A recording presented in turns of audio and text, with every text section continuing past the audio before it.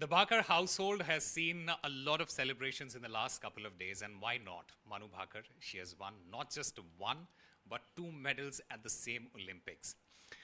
We are here with the proud parents of Manu Bhaker, Mr. Ramkishan Bhaker and Sumedha Bhaker ji. आप सबसे पहले आप दोनों को बहुत बहुत मुबारकबाद, बहुत बहुत कॉन्ग्रेचुलेशंस। और मैम स्पेशली आपके लिए है ये कि आपका एक क्लिप बहुत वायरल हो रहा है जहाँ पे आप कह रही हैं कि मुझे जो है वो बिना तैयार हुए जो है वो आपने शूट कर लिया, ये मेरे बच्चे अगर देखेंगे तो क्या सोचेंगे। हमने आज मेक श्योर किया है, और if Manu, if you're watching this, we have made sure that your mother, she's looking absolutely lovely.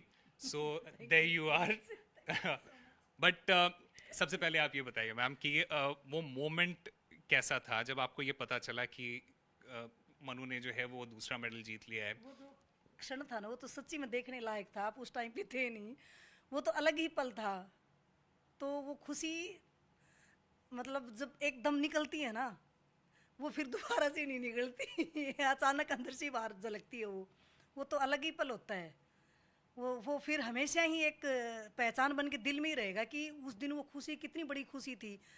Meenakshi ने बताया, और फिर मीनाक्षी के गले लग के कितना ज़्यादा उसके साथ में खुशियाँ आंसुओं के थ्रू बाहर निकली हैं। आपको किसी ने बताया? हाँ, मैं आप मैच नहीं देख रही मैं थी? नहीं देखती, मैच नहीं देखती मैं, क्योंकि शूटिंग एक दिमाग को एकाग्रता का गेम है ये। वो स्थिर रहेगा तो शॉट अच्छे जाएंगे। मैं टीवी के आगे बैठती हूँ, मेरी धड़कन बढ़ जाती है। फिर वो धड़कन शायद मैं महसूस करती हूँ कि ये जो मेरी दिल की धड़कन बढ़ेगी ये मनु के लिए अच्छी नहीं होगी। तो इसलिए फिर मैं बाद में देखती हूँ। सब फ़ोन पे देख लिया, टीवी पे वैसे लाइव देख लेते हैं। कल मैंने मनु के लाइव जियो सिनेमा का जैसे कॉल आया था मेरे पास, उनका कि देखो आप वैसे देख लो अभी मनु को। फिर हमने दोनों ने टीवी पे देखा था। फिर हमारे कुछ पड़ोसी आ गए थे, उन्होंने भी हमारे साथ बैठ के देखा। तब भी मुझे ये हो रहा था, मैं यूँ बैठी थी हाथ पकड़ के, पता नहीं ये शॉट चल रहा है। जब खेल रही थी ना वही मैच जैसे आंखों के सामने चल रहा है कि ये पता नहीं शॉट कौन सा लगेगा, क्या आएगा अभी। तो एकदम देखो अभी भी रोंगटे हैं ना।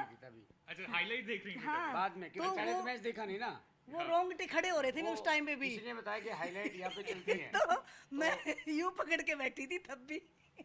तो वो पल बड़ा ही मतलब अलग होता है। वो उसके बारे में मतलब नहीं कुछ बोल सकते हैं उस पल के बारे में। हाँ, तो मैं सिर्फ और सिर्फ ये सोचती हूँ कि मैं जितना चुप रह के और अपने दिमाग पे फोकस करूँगी उतना ही मनु के लिए फ़ायदेमंद होगा वो। आपका क्या रिएक्शन था सर? आपने आपके बारे में ऐसा कल जो हमने देखा था वो ये था कि आप जो है वो खुश तो थे, बहुत ज़्यादा खुश थे, लेकिन आपसे ज़्यादा खुश मैम थी। मैं इनके बारे में एक बात कहना चाहूँगी। कल ये ना बोलते हैं कि मैं हनुमान का बड़ा भक्त हूँ। मन का आज दिखा दो आप हनुमान के कितने बड़े भक्त हो, मुझे आज देखना है। इन्होंने जो सच में कल जो तप किया ना, मैं बोल नहीं सकती उनके बारे में। इन्होंने हर पल हर सांस में भगवान का स्मरण किया है। चाहे ये मतलब यहाँ बैठे थे तब भी मैंने देखा आँख बंद करके। फिर जो ये लगा कि अभी 1 घंटे बाद मनु का मैच शुरू होगा, ये बैठ के आँख बंद करके अपने वहाँ मंदिर के पास। मैं भगवान को पहले बोल के आई थी कि भगवान जी ये बोल रहे हैं कि आपके बड़े भक्त हैं, तो आज आपके भक्त की परीक्षा का समय है, तो देखेंगे। फिर ये जो फिर फल आया ना, वो गजब का ही फल आया सच्ची में। मैंने कहा भगवान जी सच्ची में आपके बड़े तगड़े भगत हैं सच्ची में, मतलब बताने की जरूरत है। अभी तक परीक्षा में सफल हो गई। अभी तक ये चीज सिंक इन हो पाई है कि मनु जो है वो पहली भारतीय एथलीट हैं पोस्ट इंडिपेंडेंस जिन्होंने जो है एक ही ओलंपिक में 2 बार मेडल जीता है सर।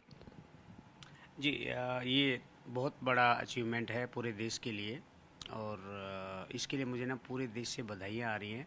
और वो सब मुझे माफ़ करना जिनके मैं फ़ोन कॉल नहीं ले पा रहा हूँ, उनको मैसेज नहीं दे पा रहा हूँ।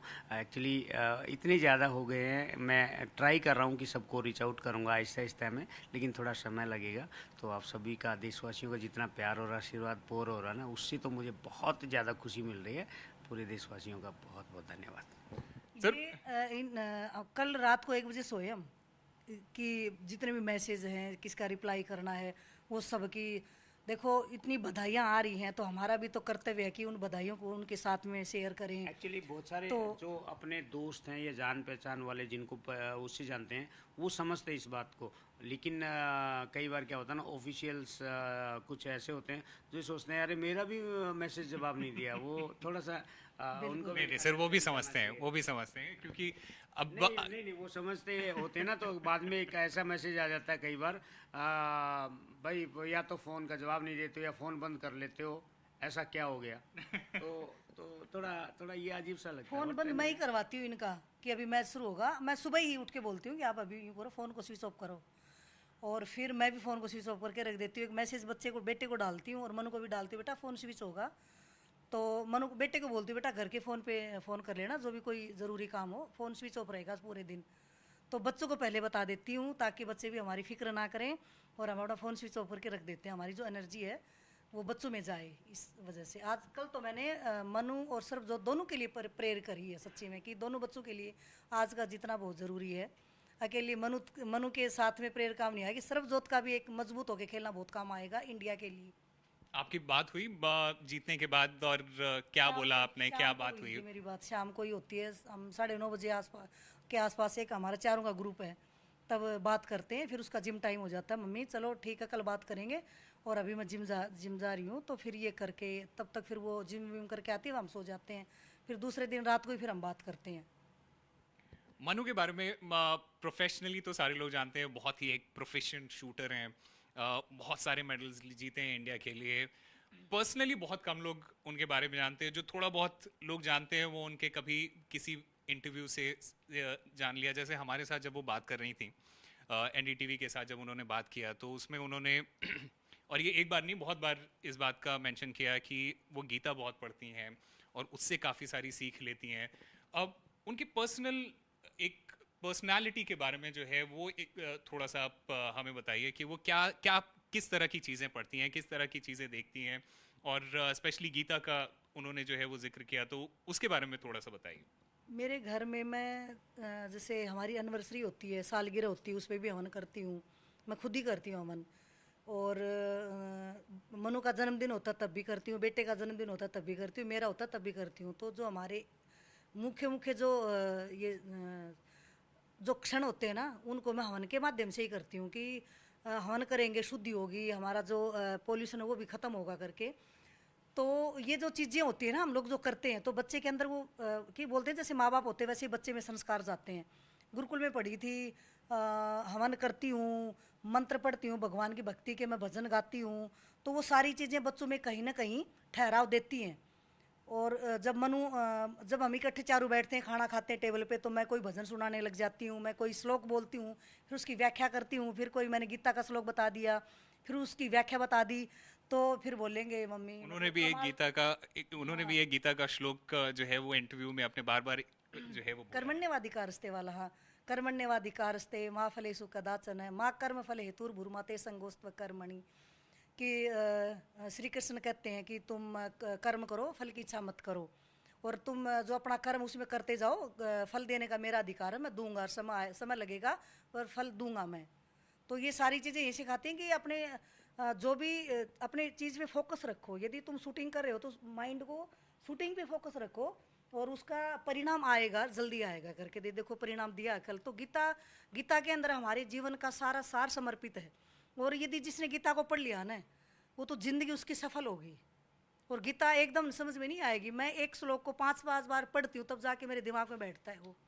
मेरी गीता की अभी वो किताब वहाँ रखी है टेबल पे। गीता को आप जितनी बार पढ़ोगे ना, उतना ही ज्ञान में आपको डीप में पता चलेगा। तो गीता कोई ऐसी बुक नहीं है जो आपको एक बार पढ़ लिया और रख दी बाज में कि बोरिंग। आप गीता को लाखों करोड़ों टाइम पढ़ सकते हो। आप बार बार पढ़ोगे तो आपको उसके मीनिंग समझते आएंगे, आहिस्ते आहिस्ते आहिस्ते।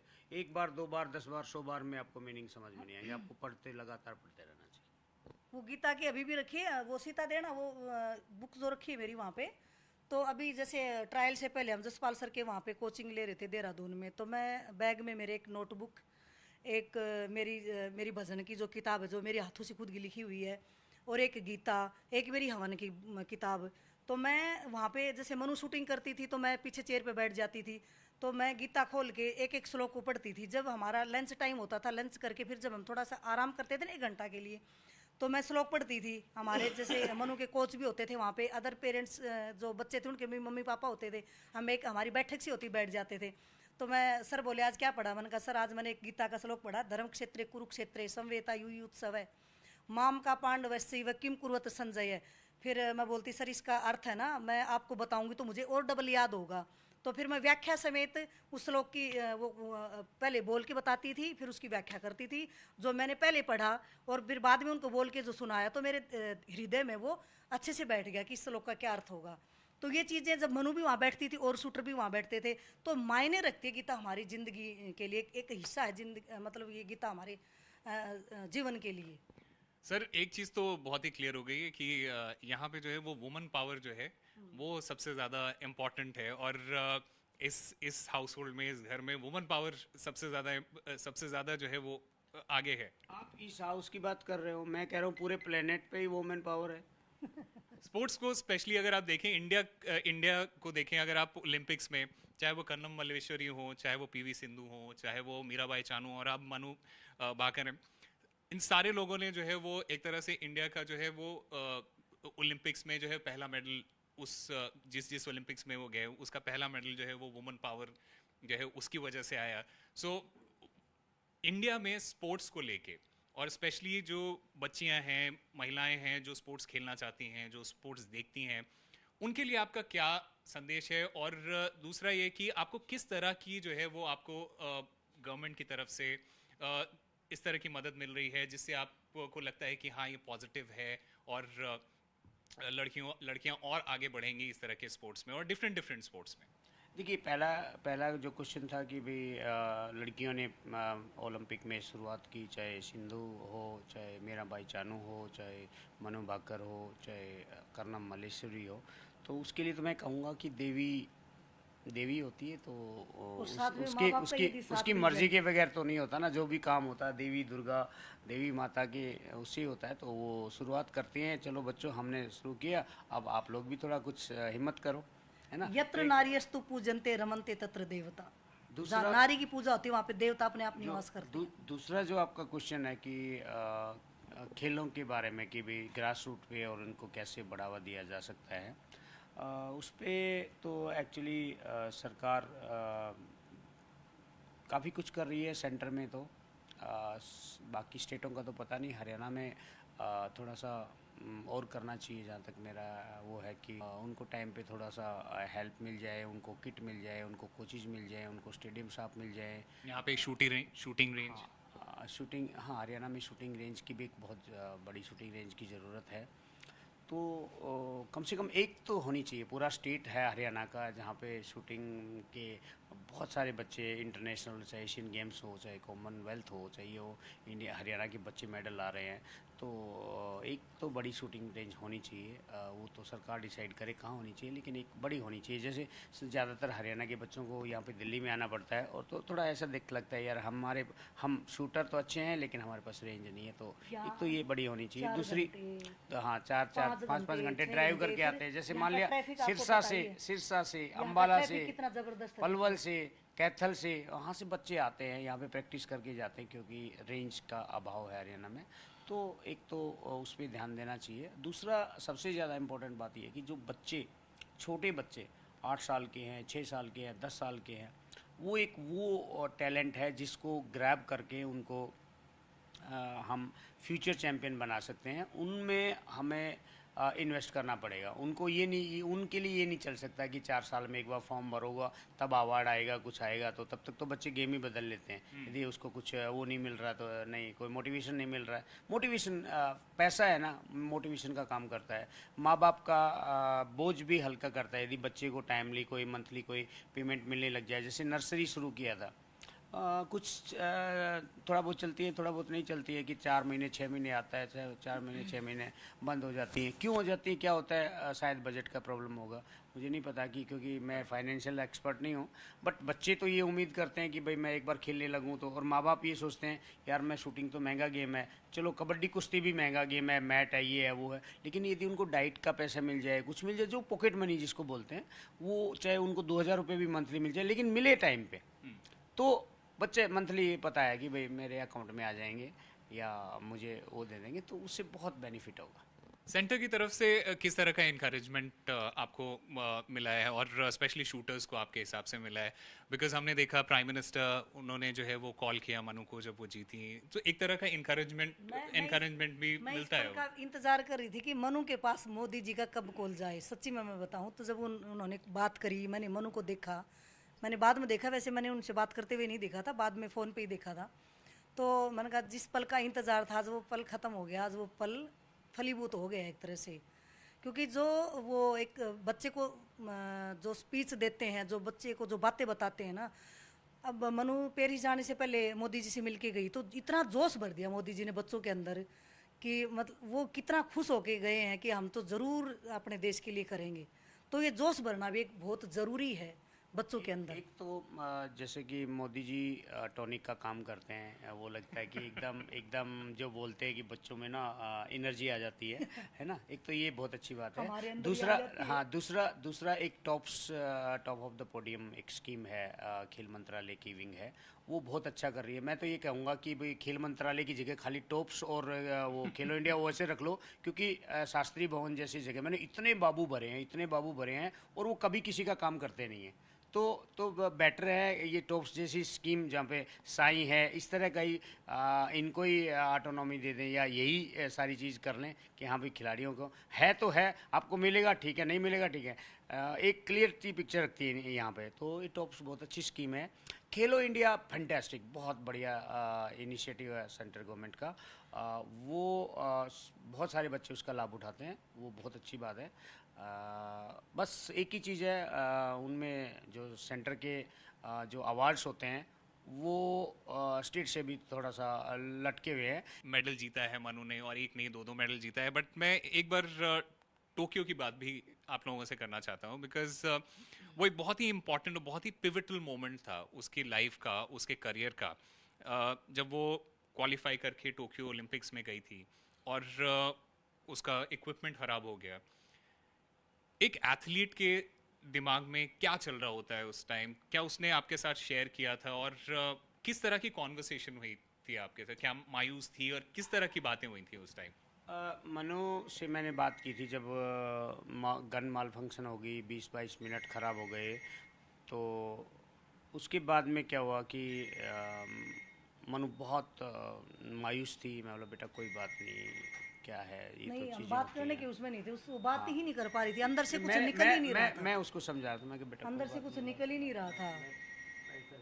जी मुझे क्या लगा एक्चुअली, जब वो उसकी पिस्टल में कुछ गड़बड़ हुई, जी और जब वो दूसरी पिस्टल के लिए उसने अपने फेस को इस तरह से इधर मोड़ा, तो उसकी आंख में जब मैंने आंसू टपकते हुए देखा ना, वो मुझे अंदर से तो मतलब मैं अंदर से बिल्कुल टूट गई थी कि आज मेरी बेटी बिल्कुल खुश नहीं है। काश मैं अपनी बेटी के पास वहाँ होती ना, तो मनु कुछ और ही होती आज। तो उस टाइम पे जसपाल सर का साथ भी नहीं था, बेटी को समझने वाला कोई था ही नहीं वहाँ पे। तो ये जो मतलब गलत हुआ था ये, फिर कोई बात नहीं, दोबारा से सर का साथ मिल गया, और सर की मेहनत, सर का साथ और मनु का मेहनत बड़ा ही रंग लाया, आप सभी ने देखा ये। जी। हाँ जी। एंड में 3 अगस्त एक बहुत ही इम्पोर्टेंट दिन हो सकता है मनु के लिए, आप लोगों के लिए, और पूरे इंडिया के लिए।